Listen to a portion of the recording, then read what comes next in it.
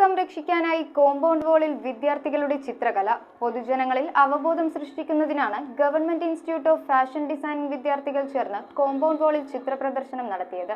ഞാറക്കൽ GFTയിലെ വിദ്യാർത്ഥികളാണ് പൊതുജനങ്ങൾക്ക് അവബോധം നൽകുന്നതിനായി കോളേജ് കോമ്പൗണ്ട് വാളിൽ ചിത്രപ്രദർശനം നടത്തിയത്. കോളേജിൽ രൂപീകരിച്ച നാച്ചുറൽ ക്ലബിന്റെ ഭാഗമായി വിദ്യാർത്ഥികൾ ചേർന്ന് പരിസരം ശുചീകരിക്കുകയും പോസ്റ്ററുകളാൽ നിറഞ്ഞുനിന്ന കോളേജ് കോമ്പൗണ്ട് വാൾ വൃത്തിയാക്കി ചിത്രം വരച്ച് ഭംഗിയാക്കുകയായിരുന്നു. രണ്ടാം വർഷ വിദ്യാർത്ഥികളായ മുഹമ്മദ് സാമിൽ, ഋതുൽ രവി എന്നിവരാണ് ചിത്രപ്രദർശനത്തിന് നേതൃത്വം നൽകിയത്. ഭൂമിക്കകത്ത് നിന്നുള്ള വെള്ളങ്ങൾ നമുക്ക് കുടിക്കാനുള്ള ശുദ്ധജലങ്ങൾ നമ്മൾ മലിനമാക്കുന്നുണ്ട്.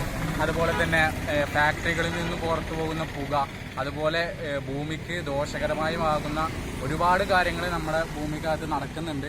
അതൊക്കെ ജനങ്ങളിലേക്ക് ഒരു ബോധവൽക്കരണം എത്തിക്കുക എന്നുള്ള ഒരു സന്ദേശത്തിന്റെ ഭാഗമായിട്ടാണ് ഞങ്ങൾ ഇവിടെ മതിലിങ്ങനെ പെയിന്റ് അടിച്ചിട്ടുള്ളത്. നാച്ചുറൽ ക്ലബിന്റെ ഭാഗമായി പച്ചക്കറിത്തോട്ടം, ഗാർഡൻ എന്നീ മറ്റു പ്രവൃത്തികളും ചെയ്യാൻ ഉദ്ദേശിക്കുന്നുണ്ടെന്ന് കോളേജ് അധ്യാപിക പറഞ്ഞു. പരിസരം എല്ലാം ശുചീകരിച്ചു. അതുപോലെ നമ്മുടെ ഫ്രണ്ട് മതിൽ സിനിമ പോസ്റ്ററൊക്കെ ഒട്ടിച്ചിട്ട് വളരെ അഭംഗിയായിരുന്നു.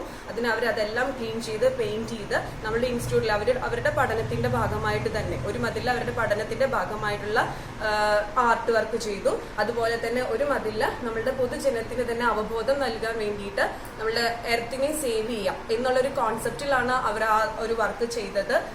ഇത്രയും ചൂടും ഇതുള്ള വെയിലിൽ വളരെ ബുദ്ധിമുട്ടിയിട്ടാണ് അവരത് ഈവനിങ് വൈകുന്നേരം ഒക്കെ ഇരുന്നിട്ടാണ് അത്രയും വർക്ക് ചെയ്തിട്ടുണ്ടായിരുന്നത്. News bureau, Vypin.